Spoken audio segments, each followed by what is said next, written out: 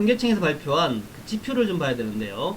소비, 투자, 생산 요 세 가지가 이제 중요한 지표 아니겠습니까? 근데 이제 소비 쪽에서는 소매 판매가 지난 4월 달에 5.3에서 4.5, 2.4 이렇게 소비는 좀 줄어드는 양상이죠. 이거는 뭔 얘기냐면은 코로나에서 막 벗어났을 때 4월 달에 막 벗어날 때 조짐 보일 때 소비가 많이 늘었다가 점차적으로 좀 줄어들고 있다 그런 의미고, 투자 쪽에서는 설비 투자인데요. 4월 달에서 5월 달에 갑자기 줄었습니다. 그러다가 이제 6월 달 들어서 급격히 회복되는 모습. 그 투자자들의 그 설비 투자하는 사람, 그 공장 뭐 이런 설비 투자하는 쪽에서 이제 심리가 살아나서 투자를 하기 시작했다 이런 의미가 되겠고, 제일 중요한 게 산업 생산입니다. 4월 달에 마이너스 2.9에서 5월 달에 마이너스 1.2 했다가 6월 달 들어서는 이제 4.2로 확실하게 이제 생산이 살아난다 이런 얘기고, 또 6개월 만에 그 경기 동행지수하고 경기 선행지수가 동반 상승하기 시작했다 하는 이제 이런 소식도 나오는데, 경기 동행지수하고 선행지수가 동반 상승했다는 얘기는 상당히 좀 긍정적인 의미도 해석해야 되겠다 그렇게 보시면 될 것 같습니다. 경기가 좋아진다는 얘기죠. 주식 투자할 만합니다. 자, 이 다우지수하고 나스닥 지수 주말에 좀 괜찮았죠. 다우지수의 모습 보시면은 크게 오르진 않았지만 목요일과 금요일날 이틀 동안에 보면은 장기 라인을 이탈했다가 마지막에 좀 회복되는 그런 모습 보였죠. 그래서 끝까지 장기 라인을 지키겠다 이런 의미가 되겠고요. 자, 나스닥 지수 차트 보겠습니다. 나스닥은 이제 기술주들이 이제 지난 주말에 급등을 했는데, 차트를 보시면은 5일선까지 장중에 내려갔다가 마지막에 확 올라와가지고 그래도 양봉 내는 그런 모습 보였죠. 모양이 좋다라는 것이고요. 이 기술 대표 종목들, 팡류 종목들의 급등이 나왔습니다. 먼저 애플 보겠는데요. 애플이 또 사상 최고치입니다. 전고점을 훌쩍 돌파해서 무려 10%가 올랐어요. 10%가 굉장한 급등이고 갭상승이고, 어쨌든 뭐 실적이 좋았습니다. 어떤 실적이 매출과 순이익 같은 것이 좋았고, 게다가 이제 4대1로 액면을 한다라는 재료도 좋았고요. 요렇게 이제 급등이 나왔다라는 거. 애플 다음으로 또 좀 봐야 될 게 아마존인데, 아마존의 차트도 상당히 좋습니다. 아마존은 우리 네이버나 카카오랑 관련해 가지고 좀 SNS 관련 미래 종목이다 이렇게 보고 있지 않습니까? 근데 내용들이 매출이 889억 달러, 889억 달러, 순이익이 52억 달러. 순이익 규모 자체가 그렇게 크진 않지만 889억 달러인데 매출이 전년 대비 40%가 증가했어요. 코로나 때문에 수혜를 본다 그랬지만 매출이 40% 증가했다는 정말 경이적이다 이렇게 볼 수 있겠고요. 그 다음에 이제 페이스북 차트입니다.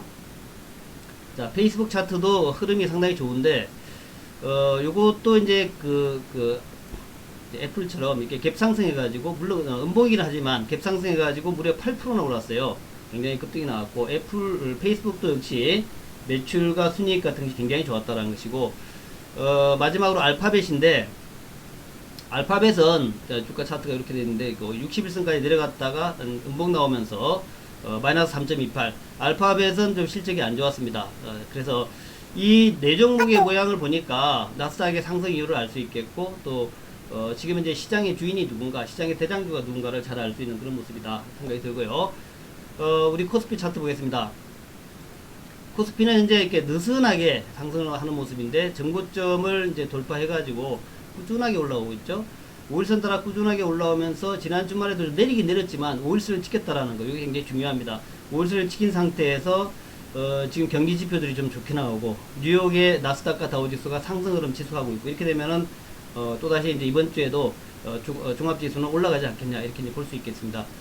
그 다음에 이제 코스닥 차트 봐야 되는데요. 코스닥 차트도 보시면은 아주 뭐 지리하지만 굉장히 꾸준하게 올라가고 있고, 물론 이제 올해 상승해가지고 다소 좀 피로감을 느낄 수 있는 그런 위치에 있습니다. 그래서 좀 사람에 따라서는 이게 좀 조정받을 수 있다라는 그런 이제 모습으로 볼 수 있는데, 물론 뭐 조정받을 수 있습니다만은, 그러나 지금까지 쭉 꾸준하게 올라왔고 특별하게 악재라고 할 수 있는 그런 내용들이 안 나오기 때문에 여전히 좀 긍정적 관점에서 봐야겠다는 것이고요.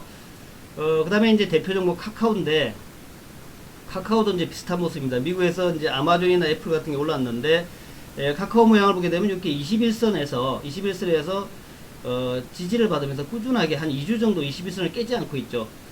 마음 같아서 좀 조정받아가 61선 쪽 갔으면 좋겠는데 안 갑니다. 61선까지 안 가고 쭉 올라가기 때문에 결국에는 이렇게 되면은 우리가 더 기다리지 못하고 살 수밖에 없지 않냐 이런 마음이고, 지금 지난 2주간 보면은 투자가들이 31만 원 정도에서 더 이상 못 참고 그냥 사는 그런 모습이고, 또 오늘 이제 뉴욕 증시의 팡류의 급등에 따라서 또 다시 한번 힘을 받을 수 있는 이제 그런 모습이 된다, 이렇게 봐야 될 것 같고요. 그 다음에 이제 네이버 차트인데, 네이버도 뭐 비슷합니다. 이미 직전 고점까지 올라와가지고 오늘은 또 네이버가 해외 진출한다 이런 뉴스 나오는데, 네이버의 모습도 지금 뭐 가장 대장주로서 뭐 잠시 밀린다 하더라도 돌파할 수밖에 없는 모습, 그러니까 밀리면 사야 된다는 이제 그런 모습이 되겠죠. 자, 네이버는 아직까지도 밀리면 매수한다, 그런 개념이 좋겠다라는 것이고요. 그 다음에 이제 LG화학이 그 실적을 발표했는데, 지난 주말이죠. 정말 좋았습니다.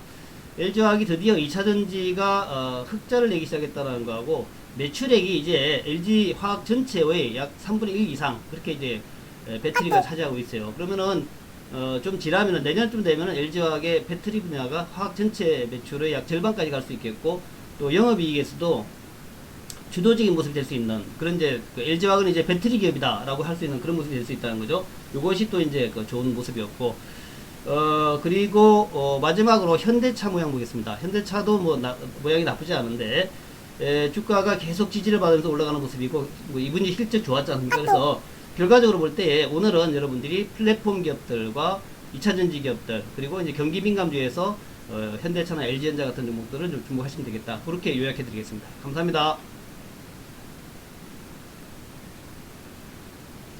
네.